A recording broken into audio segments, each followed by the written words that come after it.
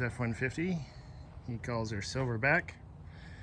But here is the guest of the hour, so we're just getting ready to start. Want to get some level set photos for the beginning of the project. We're going to do a little time lapse or maybe just a snap to it, finished product. But as you can see, a bunch of just raw wood. We're going to Killz prime this, then shark fin gray exterior gloss paint. I've already started taking some of the switches out, and then gonna tear down the little posters that came in it new, and drop these vents and start getting masking and painting.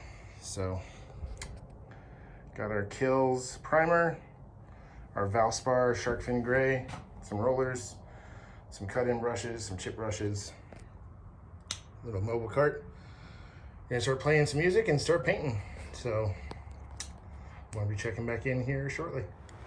Okay, and here's the updates. Primer is down and dried. Got the fan going. Looks really, really good. And this is just primer, so we're not looking for that super solid, even coat yet.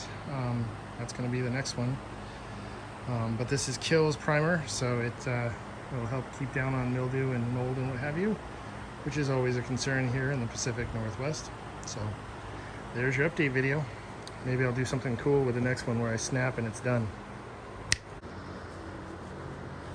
And I'm sure that wasn't near as cool as I thought it was going to be, but there she is. Walls are all done in shark fin gray. Sun's going down, so it actually looks a little darker than it actually is. Next we got to prep the floors for epoxy the floors, and oh no, next we got to do the bed liner around the bottom skirting, and then we're going to do the epoxy floors, including the drive up ramp. So project continues.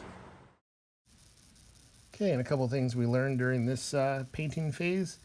Number one, this is a 6x12 trailer, and with the extra height option, and we went through almost exactly a gallon of primer and almost exactly a gallon of paint, which is a decent amount of paint for something this size.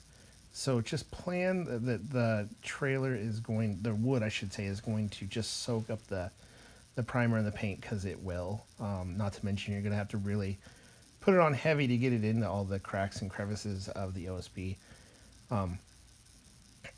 as it were. So the other thing, speaking of the cracks and crevices of the OSB, is we actually started off trying to use a roller, cutting in with brushes around the edges and then using rollers for the primary boards.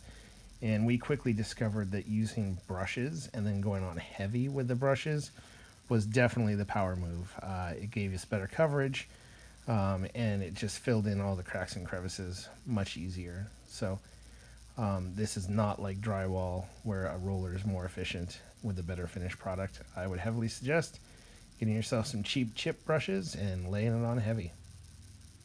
So if you have a project like this, good luck.